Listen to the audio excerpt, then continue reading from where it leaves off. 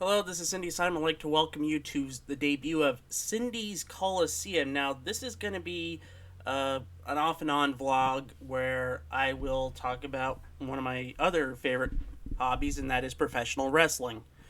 I am a big fan right now of AEW. I also enjoy Impact. I also do a lot of, also want to do a few off and on old school Coliseum video reviews for the channel as well. You might also recognize that the font used for the logo of Cyndi's Coliseum, which, by the way, the logo was created by a member of the Discord Comedy Fan 74. I thank him for that. And it's in the same, font and style as the Coliseum video logo. Sorry about my hair being messed up. It's midnight when I'm taping this, or recording this, or whatever. Now, for my first one, something that recently popped up today is the guidelines to what seems to be a massive point of contention in the Twitter sphere or the wrestling blogiverse, and that is EC3's Control Your Negative organization. Now, I understand controlling your narrative. He started this after he got released from WWE in 2020, and he has been talking about this for a long time. I just thought it was going to be his gimmick, controlling his narrative, being his own man. And he did that in Impact during the pandemic for a few months, and then he just kind of disappeared. But he's come back, and with the former Braun Strowman, also currently known as Titan, we have Control Your Narrative. And people are wondering, what is this about? Well, apparently it's some Fight Club inspired organization.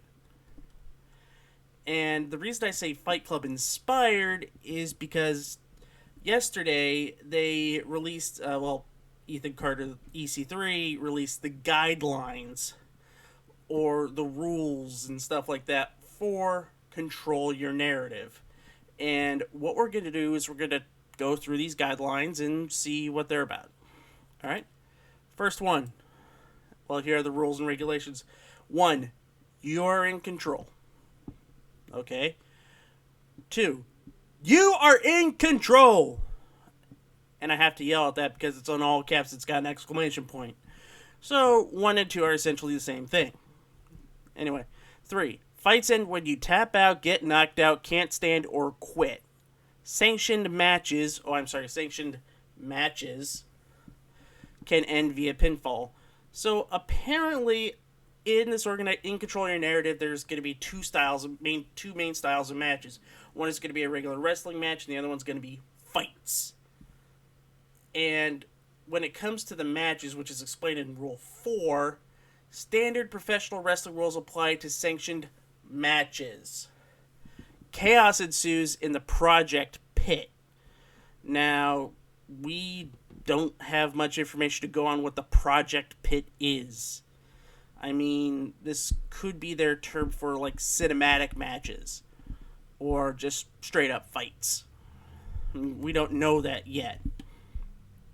And it does sound a bit confusing. I mean, when you go to a wrestling show, and this is what it essentially is, people expect wrestling. They really don't expect some sort of grimy Fight Club, underground tough man atmosphere.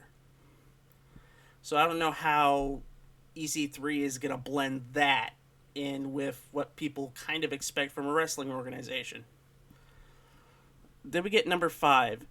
No super kicks, no tope suicidas, and no Canadian destroyers.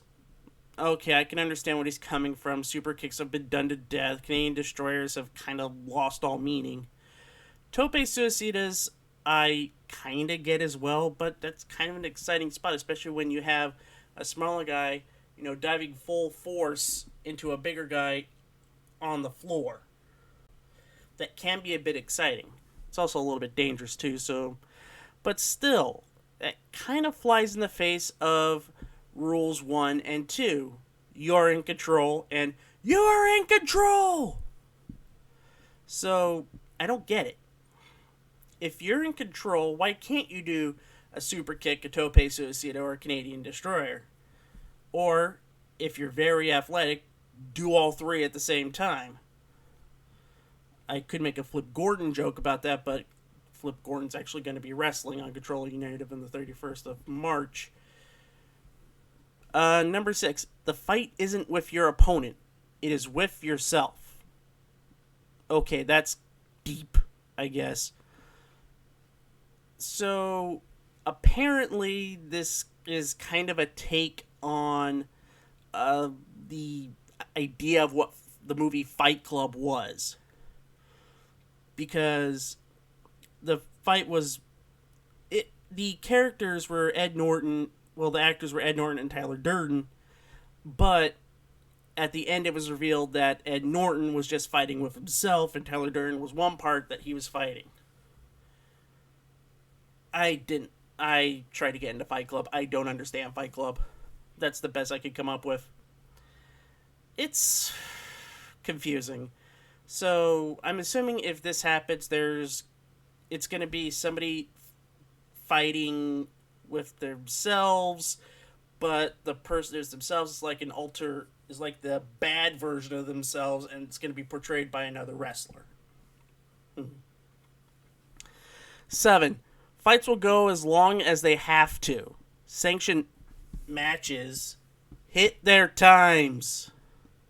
Okay. So, if it's a fight, there's no time limit. However, if it's a sanctioned match, then there is a certain amount of time where how long where they have to go, they have to stop at that time. I do not know how that's going to go. I mean, just say 15-minute time limit. And if they don't finish, then it's a time limit draw. Just say that. People understand it. And you don't have to use like insider terms like hit their times. Sure, a lot of internet people kind of get the lingo now because, the curtain's been, completely blown off. But, 8. If you want to control your narrative, you have to fight.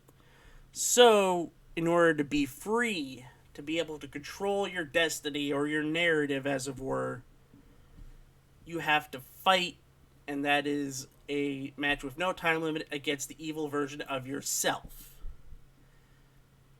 And it takes place in the project pit.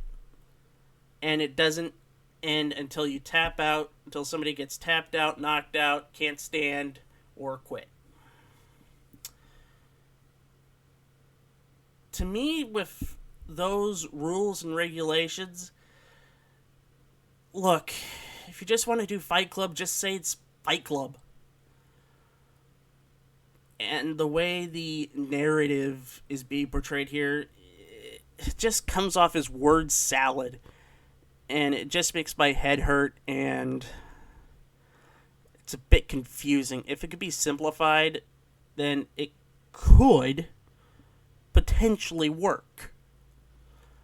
But there's not much goodwill coming from this. Like one of the test shows that they did, they had this rage room thing where somebody would pay X amount of money to just verbally lash out at a wrestler they didn't like for 3 minutes. For example, if somebody really didn't like Titan, they would pay X amount of dollars and they could just verbally just give Titan the business. And apparently somebody paid the money, so there might be a market to this. Or it's just that hardly anybody's paying attention to control your narrative, and I'm just giving them a little attention. Anyway, can this work? It's kind of hard to say, and they've got an uphill struggle because apparently the same time their show is going on in Texas for WrestleMania weekend, Joey Janela's Spring Break 6 is taking place as well. Not only that, MLW TV tapings are happening at the same time.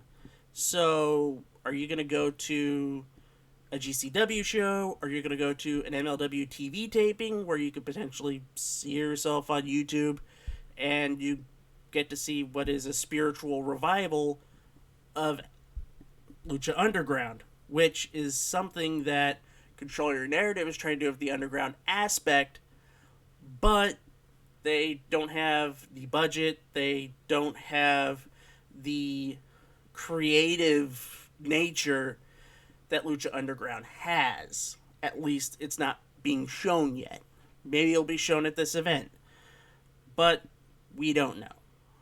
And there might be a market for this, but honestly, I doubt it. At least it's kind of bad when Jonathan Gresham's Terminus rules and regulations are less confusing. Anyway, I hope you enjoyed this nice little vlog of me talking about wrestling and controlling your narrative, I guess. And if you want me to talk more about professional wrestling on this channel, leave a comment below, thumbs up the video, and I will see you next time. Maybe I'll talk about a Coliseum video or something else that's going on in the world of professional wrestling. Until then, bye everyone. See you next time.